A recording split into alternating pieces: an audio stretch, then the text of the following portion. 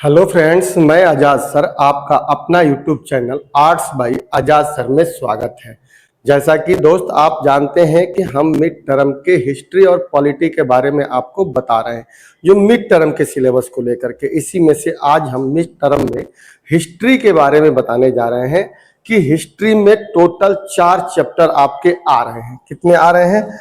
Total mid term में 4 chapter आ रहा है, जिसमें से पहला चैप्टर जो है जिसका नाम मेसोपोटामिया है, दूसरा चैप्टर जो है रोमन साम्राज्य है, और तीसरा यायावर साम्राज्य, और चौथा जो है 3 वर्ग है। आज हम उन्हीं में से एकदम बहुत एनसीईआरटी पर आधारित पूरी तरह से इंपॉर्टेंट क्वेश्चन चैप्टर नंबर 3 जिसका नाम है यायावर साम्राज्य, इस यायावर साम्राज्य से हम कुछ बहुत ही ज्यादा आपके लिए महत्वपूर्ण क्वेश्चन एनसीईआरटी से और कुछ पिछले सालों से पूछे हुए प्रश्नों को लेकर के आए हैं, जिस आधार पर अगर आप ये 50 क्वेश्चन बना लेते हैं तो निश्चित तौर पे इससे बाहर मिड टर्म में जो क्वेश्चन 3 से 4 क्वेश्चन आपको इस चैप्टर से आएगा वो आपका बाहर नहीं जाएगा। इसलिए दोस्तों आप बहुत ही ध्यान से इस चैप्टर के ये 50 एमसीक्यू बनाने का प्रयास करिएगा, जो टोटल क्या है एनसीईआरटी पर निर्धारित है और कुछ प्रीवियस ईयर का क्वेश्चन भी है। तो इसलिए हम लोग बिना देर किए चलते हैं। आज देखते हैं कि इसमें कौन से क्वेश्चन है जिसका नाम चैप्टर का नाम यायावर साम्राज्य या चंगेज खान से रिलेटेड जो चैप्टर है उसी से जुड़ा हुआ है। तो इसलिए दोस्तों पहले क्वेश्चन की तरफ हम बढ़ते हैं और पहला ही क्वेश्चन है चंगेज खान का जन्म कब हुआ था। ठीक है, चंगेज खान का जन्म कब हुआ था? तो इसके लिए हमारा पहला उत्तर होगा ए 1162 में। 1162 में चंगेज खान का क्या हुआ था? जन्म हुआ था। ठीक है, ये बात आपको याद रखना कि चंगेज खान का जन्म हुआ और उसकी जन्म के कुछ समय के बाद उसकी पिताजी की मृत्यु हो गई थी। इसलिए चंगेज खान का लालन पालन जो हुआ था वो किसके मार्गदर्शन में? तो इसकी माँ के मार्गदर्शन में हुआ था।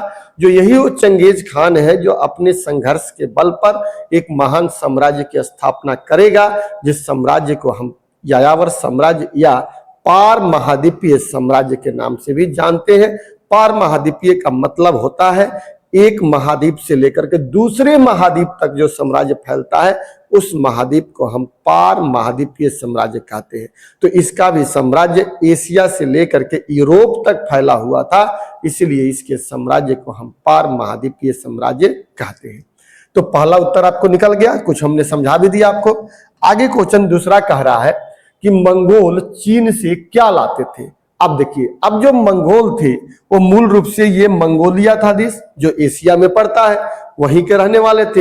इन्हीं मंगोलों ने सभी अपने अन्य जनजातियों को क्या किया था? इकट्ठा किया था और इकट्ठा करके एक बृहद वो बनाया, संगठन बनाया था। तो ये जो मंगोलिया था इसके बगल में ही चीन था यहाँ पर। तो इस चीन से कुछ सामान ये लोग खरीदते थे।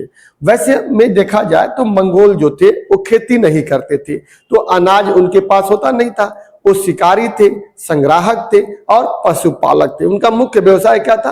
कृषि तो करते नहीं थे। तो पहला व्यवसाय क्या हो गया? संग्राहक के तौर पे थे, पशुपालक थे और शिकारी थे। तो कृषि के लिए वो किस पर निर्भर होते थे? चाइना पर निर्भर होते। चाइना से जाकर के वो खेती से जुड़ी हुई वस्तु जो होती थी, अनाज या लोहे का उपकरण लाते थे और उसके बदले में फर वगैरह ले जाकर के उनको दे देते थे। तो अब ये सवाल पूछ रहा है कि जो मंगोल थे वो चीन से क्या लाते थे? भैया क्या लाते थे जी? तो कह रहा है कृषि उत्पाद, लोहे का उपकरण, या एक और दो, दोनों में से कोई नहीं, या एक और दो। तो देखिए वो लोग चाइना से कृषि उत्पाद भी लाते थे यानी अनाज वगैरह लाते थे और लोहे के उपकरण भी लेकर के आते थे। तो इसलिए दोनों ही उत्तर है। तो इसका उत्तर डी हो जाएगा, ए और बी, यानी एक और दो दोनों ही क्या होगा? इसका उत्तर हो जाएगा। ठीक है, अगला क्वेश्चन ये कह रहा है कि मंगोलों के स्टेपी क्षेत्र, यानी जो मंगोल थे मध्य एशिया में, वहां पे क्या था? स्टेपी क्षेत्र था, स्टेपी घास का मैदान था। उसी स्टेपी घास के मैदान में ये अपना यायावर जीवन ये व्यतीत करते थे। तो वही कह रहा है कि मंगोल का स्टेपी क्षेत्र के दक्षिणी भाग में, मान लीजिए ये पूरा का पूरा स्टेपी क्षेत्र था, इसके ठीक यहां पर दक्षिणी क्षेत्र में कह रहा है कौन सा मरुस्थल पाया जाता था, यानी मंगोलिया के दक्षिण के हिस्से में कौन सा मरुस्थल था। तो वहां पर ये जो मंगोलिया हो गया, पूरा का पूरा स्टेप क्षेत्र हो गया, यहां पर जो एक मरुस्थल पाया जाता था इसे हम गोबी का मरुस्थल कहते थे। क्या बोलते थे? गोबी का मरुस्थल कहते थे। और यह मरुस्थल आज भी हम लोग पढ़ते हैं अन्य कंपटीशनों में भी, जो ठंडा मरुस्थल का उदाहरण होता है, क्योंकि आपको पता होगा कि दो तरह के मरुस्थल होते हैं, गर्म और ठंडा। जैसे भारत में ले लीजिए, ठंडा गर्म का उदाहरण थार है और दुनिया में सहारा है। तो इस तरह गोबी का मरुस्थल जो है एक ठंडा है, और यहां पर दक्षिण में कौन सा मरुस्थल था? तो गोबी का मरुस्थल था। तो इसका उत्तर क्या हो जाएगा? गोबी का मरुस्थल। ठीक है। इसमें अन्य क्वेश्चन कह रहा है कि मंगोलों का यायारीकरण, जो यायावर, जो घुमक्कड़ जिंदगी थी, वो मध्य एशिया के किस क्षेत्र में था?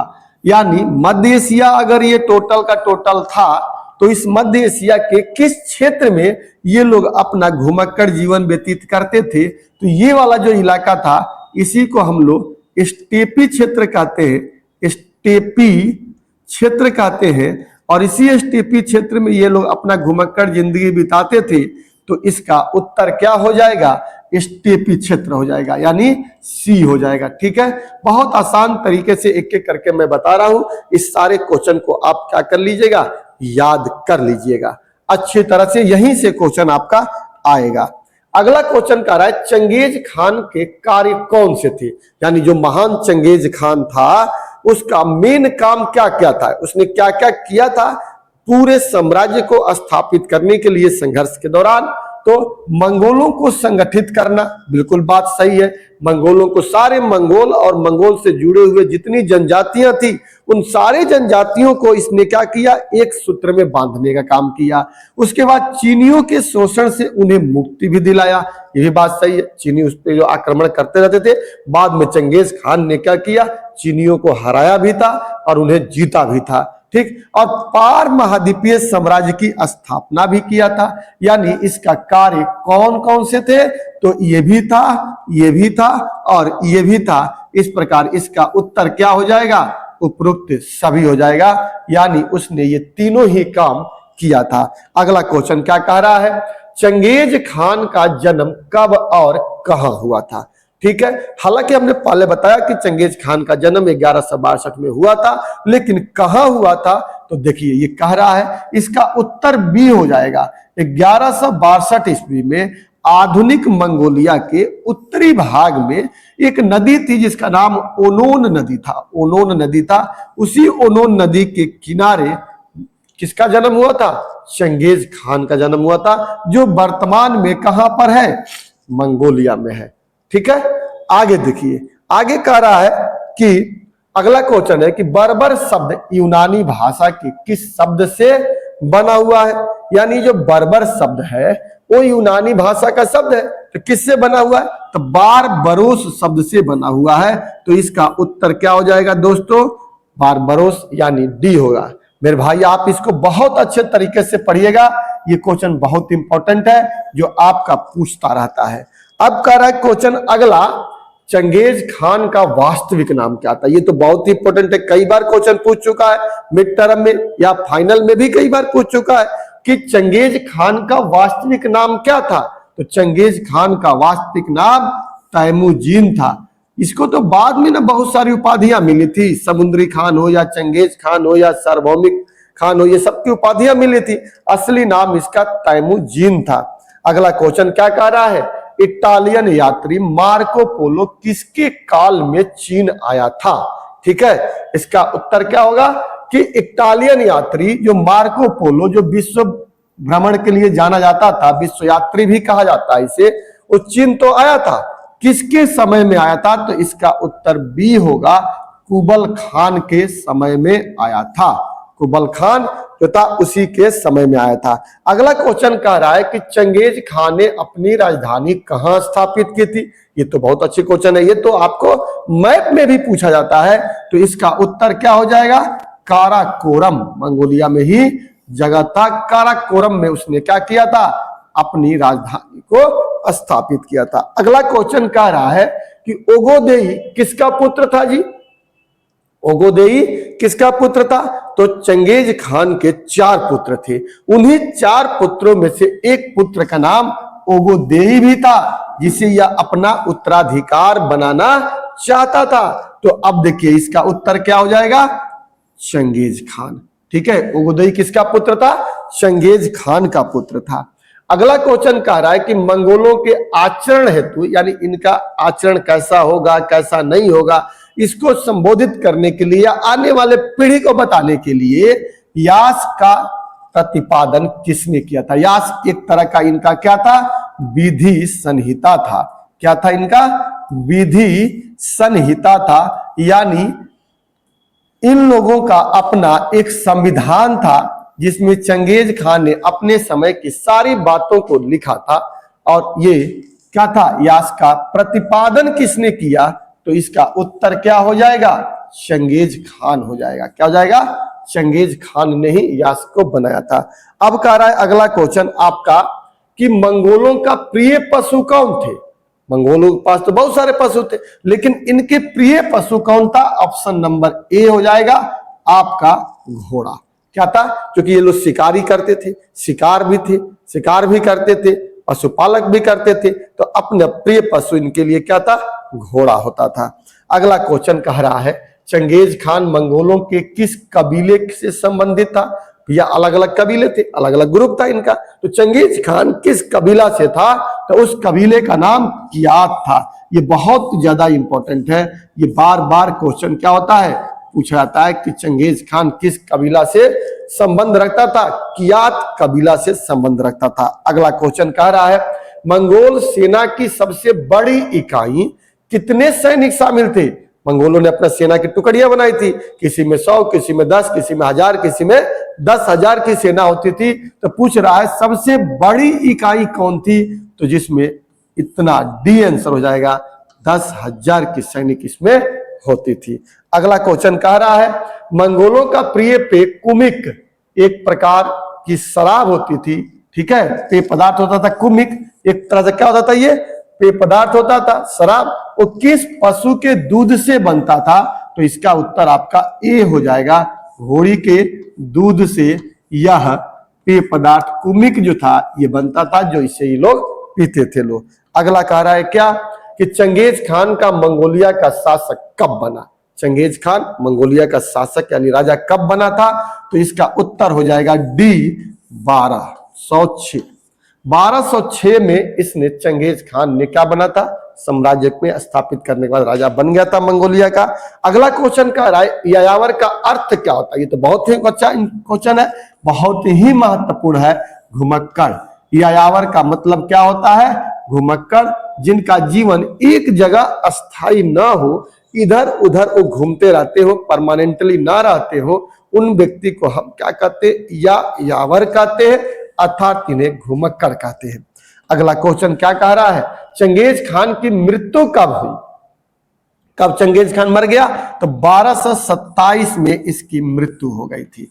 कब हुई थी, 1227 में। जन्म इसका 1162 में हुआ था। ठीक है, अगला क्वेश्चन कह रहा है कि मंगोलिया कहाँ स्थित है। आज भी देखा जाए तो मंगोलिया कहाँ मतलब किस कॉन्टिनेंट में स्थित है, तो हम कहते हैं कि एशिया महाद्वीप में कौन स्थित है, मंगोलिया स्थित है। ठीक है, आगे क्वेश्चन कह रहा है आपका कि मंगोल साम्राज्य के संस्थापक कौन थे, यानी मंगोल साम्राज्य था उसका संस्थापक कौन था जी, तो संस्थापक इसका चंगेज खान था। कौन था जी, चंगेज खान था। अगला क्वेश्चन है कि चंगेज खान की मृत्यु के समय उसकी आयु कितनी थी। अभी अभी हमने बताया कि उसका जन्म 1162 में हुआ था और मृत्यु 1227 में हुई थी। दोनों का गैप मिलाएंगे तो इसका उत्तर कितना हो जाएगा, 65 वर्ष हो जाएगा। यानी उसकी मृत्यु के समय उसकी आयु कितनी थी, 65 वर्ष थी। ठीक है, अगला क्वेश्चन कह रहा है कि चंगेज खान की माता का नाम क्या था जी, तो चंगेज खान की माता का नाम ओलून ईके था। क्या नाम था, ओलून ईके था। आगे कह रहा है कि चीनी लोग किस यायावर जाति को ह्यूनु कहते थे? ठीक है, तो इसका उत्तर आपका बी हो जाएगा, हुण जनजाति को ये लोग कहते थे। आगे कह रहा है अगला क्वेश्चन कि चंगेज खान की विधि संहिता कहलाती थी। अभी अभी हमने पीछे कहा कि चंगेज खान जो यास्क अपना लिखा था, यासक भी कहते थे इसको हम लोग, तो इसी को हम क्या कहते थे, जो इसके विधि संहिता होता था, यानी नियम और कानूनों का इसमें इसने क्या किया था, संग्रह करके अपना रखा था कि आने वाली पीढ़ी यह देखेगी कि हमने कैसे अपना काम किया था, तो उसी को ये कहा जाता था। तो पूछ रहा है चंगेज खान की विधि संहिता क्या कहलाती थी, तो यास कहलाता था। ठीक है, उत्तर क्या हो जाएगा, डी हो जाएगा इसका। आगे कह रहा है दोस्तों कि मंगोल कबीले के सरदारों की सभी कुरिलताई, कबीले के सरदारों को क्या बोलते थे, कुरिलताई बोलते थे, सभी कुरिलताई ने चंगेज खान को कौन सी उपाधि से विभूषित किया था, किस उपाधि से इसे विभूषित किया था, तो इसका उत्तर हो जाएगा इन लोगों ने, कुरिलताई सभा ने इसे उपाधि दी थी जिसे हम समुद्री खान की उपाधि कहते हैं। क्या कहते हैं, समुद्री खान की उपाधि कहते हैं। ठीक है, ठीक है दोस्तों, तो हम अभी बात कर रहे थे पीछे क्वेश्चन। अगला क्वेश्चन देखिए क्या कह रहा है, मंगोलों का प्रमुख व्यवसाय क्या था, यानी इनका व्यवसाय क्या था, अपने जीवन को चलाने के लिए कौन सा काम करते थे। तो क्या ये मंगोल कृषि करते थे, नहीं, इनका कृषि काम नहीं था। कृषि के लिए तो ये लोग चाइना पर निर्भर थे। ठीक है, क्या ये ज्योतिष का काम करते थे, नहीं। क्या शिल्पकार का काम करते थे, नहीं। तो फिर करते क्या थे, तो इनका जीवन पशुपालन का था, शिकारी का था और संग्राहक का था, यानी जंगलों से कुछ चीजें इकट्ठा करना हो, शिकार करना हो, पशुपालन करना हो, तो इसका उत्तर क्या हो जाएगा, इसका उत्तर बी हो जाएगा। आगे कह रहा है दोस्तों क्वेश्चन कि बर्बर एक यूनानी भाषा का शब्द है जिसका अर्थ क्या है, गैर यूनानी। क्या है, इसका अर्थ आपका क्या है, गैर यूनानी है, उत्तर हो जाएगा। अगला क्वेश्चन ये कह रहा है कि चीन की महान दीवार का निर्माण क्यों किया गया था, क्योंकि बार बार जो थे मंगोल आक्रमण करते थे, उसी को सुरक्षा के लिए चीन के शासकों ने अपने लिए क्या किया, एक दीवार बनाया। तो कह रहा है कि यायावर कबीलों के आक्रमण से चीन की सुरक्षा के लिए चीन का दीवार बनाया गया था, तो उत्तर इसका क्या हो जाएगा, डी हो जाएगा। अगला क्वेश्चन कह रहा है कि चंगेज खान के 4 पुत्रों के अधीन उसकी नई सैनिक टुकड़ी को क्या कहा गया। अपने चारों पुत्रों को उसने क्या किया था, अलग अलग सैनिक टुकड़ी में विभाजित किया था। उन सारे सैनिक टुकड़ियों को एक नया नाम दिया गया था, वही पूछ रहा है, जिसका उत्तर ए होगा, नोयान कहते थे। क्या बोलते थे हम लोग, नोयान कहते थे इसके नई सैनिक टुकड़ियों को। अब अगला क्वेश्चन कह रहा है कि मंगोलिया में चंगेज खान को किस रूप में मान्यता मिला हुआ है, आज भी मान्यता मिला हुआ है। मंगोलिया के लोग उसे अपने एक नायक के रूप में देखते हैं, तो उसे एक, इसका उत्तर डी हो जाएगा, महान राष्ट्र नायक के रूप में उसे दर्जा प्राप्त है। किस रूप में है, महान राष्ट्र नायक के रूप में उसे दर्जा प्राप्त है। अगला कह रहा है कि चंगेज खान का जन्म किस नदी के किनारे हुआ था, पीछे भी हम लोगों ने चर्चा किया था। ठीक है, आगे आ रहा है कि ओनोन नदी, किस नदी किनारे, ओनोन नदी के किनारे, जो उत्तरी क्षेत्र में था मंगोलिया के, क्या था, ये उत्तरी इलाके में था नदी, यहीं पर इसका क्या हुआ था, जन्म हुआ था।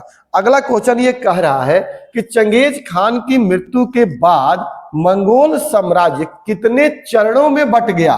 तो मंगोल साम्राज्य 2 चरणों में बट गया था, तो उत्तर क्या हो जाएगा, बी हो जाएगा आपको यहां पर। ठीक है, अगला क्वेश्चन ये कह रहा है कि किस घुमंतु जाति के आक्रमण से बचने के लिए सिंहांगती ने, जो चीन का राजा था, ने चीन में महादीवार का निर्माण कराया था।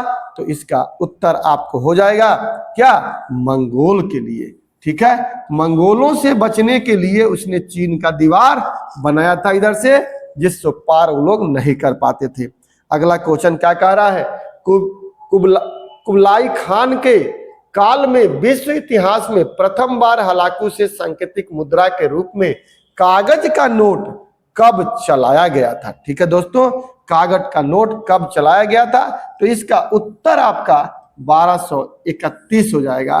पहली बार 1271 हो जाएगा, 1271 में पहली बार चलाया गया, तो इसका उत्तर क्या हो जाएगा? सी हो जाएगा।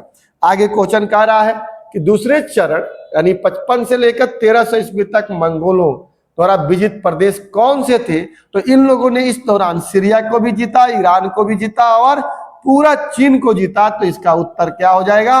डी हो जाएगा, यानी उपरोक्त सभी क्षेत्रों को इन्होंने जीत रखा था। अगला क्वेश्चन क्या कह रहा है? तैमूजिन का प्रथम मित्र और विश्वस्त साथी कौन सा था? तो तैमूजिन का प्रथम मित्र तथा विश्वस्त साथी जो था वो कौन था? तो उसका नाम था बोघु रचु, यानी इसका उत्तर डी हो जाएगा, जो बहुत ही विश्वसनीय व्यक्ति था चंगेज खान का। अगला क्वेश्चन कह रहा है तैमूजिन ने अपने शत्रुओं को निर्णायक रूप से कब पराजित कर दिया था? पूरी तरह से समाप्त कब कर दिया था? तो दोस्तों इसका उत्तर हो जाएगा सी। ठीक है, क्या हो जाएगा? सी। 1206 तक आते आते चंगेज खान ने अपने सारे दुश्मनों को मार करके हरा करके ठीक कर दिया था। ठीक है, उसके बाद वो क्या बन गया था? शासक बन गया था। अगला क्वेश्चन कह रहा है खानाबदोश होड़ जाति से निकली हुई जातियां थी। ठीक है, निकली हुई जातियां थी, तो उसमें क्या हो जाएगा? सभी हो जाएंगे, अर्थात इसका उत्तर डी हो जाएगा। ठीक है, क्या हो जाएगा? इसका उत्तर डी हो जाएगा। अगला क्वेश्चन कह रहा है मंगोलों के राजनीतिक एवं सांस्कृतिक गुरु कौन थे? तो इसका उत्तर बी हो जाएगा, उइगुर हो जाएगा। ठीक है दोस्तों, आगे चल रहा है 1206 में चंगेज खान ने मंगोल लोगों को किस रूप में सशक्त किया था? तो इसका उत्तर हो जाएगा बी, अनुशासित एवं सैन्य शक्ति के रूप में क्या किया था? इसे संगठित करके इकट्ठा किया था। ठीक है दोस्तों, अगला क्वेश्चन कह रहा है कि 1160 से लेके 1170 का दशक किस प्रकार का वर्ष माना जाता है? यह किस प्रकार का वर्ष था? क्या यह संबंधित संबंधों का काल था, संधियों का काल था, या विस्तार और विजय का काल था, या दासता और संघर्ष का काल था, या तैमूजिन के जन्म का समय था जो इसका जन्म हुआ था? तो दोस्तों इसका उत्तर हो जाएगा तैमूजिन का जन्म का समय था। इसी समय 1162 में, इसी दशक में ही उसका जन्म हुआ था। ठीक है, 60 से 70 के बीच के दशक में इसका जन्म हुआ था। अगला क्वेश्चन कह रहा है कि मंगोलों पर सबसे बहुमूल्य शोध कार्य कौन सी शताब्दी में की गई थी? तो इसका उत्तर हो जाएगा 18वीं शताब्दी और 19वीं शताब्दी में उनके ऊपर शोध कार्य किया गया था। ठीक है दोस्तों, अगला उत्तर है इसका। अगला क्वेश्चन कह रहा है कि मंगोलों के स्टीपी क्षेत्र में नगरों का अभाव क्यों था? ये तो क्वेश्चन आपको मिड टर्म में पूछा हुआ क्वेश्चन है एक बार। ठीक है दोस्तों, तो इसका उत्तर क्या हो जाएगा? इसका उत्तर सी होगा। कह रहा है कि मंगोलों के स्टेपी क्षेत्र में नगरों का अभाव क्यों था? क्यों नहीं वहां पे नगर था? तो उनकी चूंकि अर्थव्यवस्था पशुपालक थी और संग्राहक और शिकारी थे, तो ऐसे में जो व्यक्ति पशुपालक हो, शिकारी हो और संग्राहक हो, यह व्यक्ति अस्थायी कहाँ रह सकता है? और जब तक कोई व्यक्ति अस्थायी नहीं होगा तो वह व्यक्ति कैसे नगर को बना सकता है? नगर बनाने के लिए, शहर बनाने के लिए तो उसे अस्थायी रहना पड़ेगा ना। और इनकी जिंदगी तो घुमक्कड़ की थी, ये तो घुमक्कड़ कहे जाते थे। तो ऐसे स्थिति में ये जीवन इनका घुमक्कड़ या यायावर थे ये लोग, तो ऐसे में अस्थायी तो होगा नहीं। तो इसलिए संग्राहक पर आधारित थी, जो नगरों को मनी आबादी की भरण पोषण नहीं कर सकती थी। उत्तर इसका क्या हो जाएगा? सी हो जाएगा। अगला क्वेश्चन कह रहा है मंगोल साम्राज्य के दक्षिण भाग में कौन सा मरुस्थल था? दक्षिण में कौन था? तो गोबी का मरुस्थल था। अगला कह रहा है कि मंगोल निम्न में से कौन सा कार्य नहीं करते थे? तो मंगोल कौन सा काम नहीं करते थे? क्या पशुपालक नहीं थे? निश्चित तौर पे पशुपालन का काम करते थे, शिकारी भी थे। ठीक है, और ये लोग कृषि का काम नहीं करते थे। कृषि तो करते ही नहीं थे, व्यापारी कर लेते थे, लेकिन कृषि का काम नहीं करते थे। अगला कह रहा है कि चंगेज खान के पिता का नाम क्या था? चंगेज खान के पिता का नाम क्या था? तो चंगेज खान के पिता का नाम, इसमें उत्तर हो जाएगा डी, येसुजेई था। ठीक है, अगला क्वेश्चन कह रहा है कि पैंकिंग नगर को कब लूटा गया था? ठीक है, पैंकिंग नगर को कब लूटा गया था? तो 1215 में। उत्तर क्या हो जाएगा? बी हो जाएगा। अगला क्वेश्चन कह रहा है दोस्तों कि शासक बनाने का संकेत दिया और उसे कौन सी उपाधि से सम्मानित किया था चंगेज खान ने, यानी अपने 4 पुत्रों में से किस पुत्र को शासक बनाने का संकेत दिया था? तो उत्तर इसका सी हो जाएगा, ओगोदोई, जिसे महान खान की भी उपाधि दी गई थी। अगला कह रहा है कि चंगेज खान ने कौन सी पद्धति अपनाई थी जिसे दूर दराज के क्षेत्रों से संपर्क रखा जा सकता था? तो इसका नाम था हरकारा पद्धति। बहुत ही ज्यादा ये क्वेश्चन क्या है, इंपॉर्टेंट है। ठीक है, हरकारा पद्धति को अपनाया था जिससे दूर दराज के क्षेत्रों को संपर्क स्थापित करता था। अगला क्वेश्चन कह रहा है कि निम्न में से किस शहर पर विजय प्राप्त करने के पश्चात 1221 ईस्वी में चंगेज खान ने वहां के अमीर मुसलमान निवासियों को उत्सव मैदान में एकत्रित कर उसकी भर्तना यानी उसकी मारपीट किया था? तो वो था हमारा ऑप्शन नंबर ए, बुखारा। ठीक है, अगला क्वेश्चन कह रहा है कि निम्न में से किसने सुनहरा गिरोह का गठन किया था? सुनहरा गिरोह का गठन किसने किया था? तो ऑप्शन इसका बी हो जाएगा दोस्तों, जोची। ठीक है, इस प्रकार दोस्तों हमने आपको इस चैप्टर से रिलेटेड टोटल कितना 52 चैप्टर क्वेश्चन हमने करा दिया। इससे ज्यादा इस चैप्टर से क्वेश्चन नहीं बन सकता है। अगर बन भी सकता है तो वो क्वेश्चन बहुत ज्यादा इंपॉर्टेंट एग्जाम के व्यू से नहीं होता। इन्हीं में से आपके जो क्वेश्चन आएंगे, इसलिए दोस्तों आपसे ये आग्रह है कि आप इस वीडियो को ध्यान से देखिए और देखने के बाद इसे या तो संभव हो पाए तो आप इसे क्या कर लीजिए, नोटबुक में नोट कर लीजिए और ध्यान से समझ लीजिए। मिड टर्म में यायावर साम्राज्य से जो 3 से 4-5 क्वेश्चन आएंगे वो इसी चैप्टर से, इसी वीडियो से आएंगे, इससे बाहर नहीं जाएंगे। जय हिंद, जय भारत।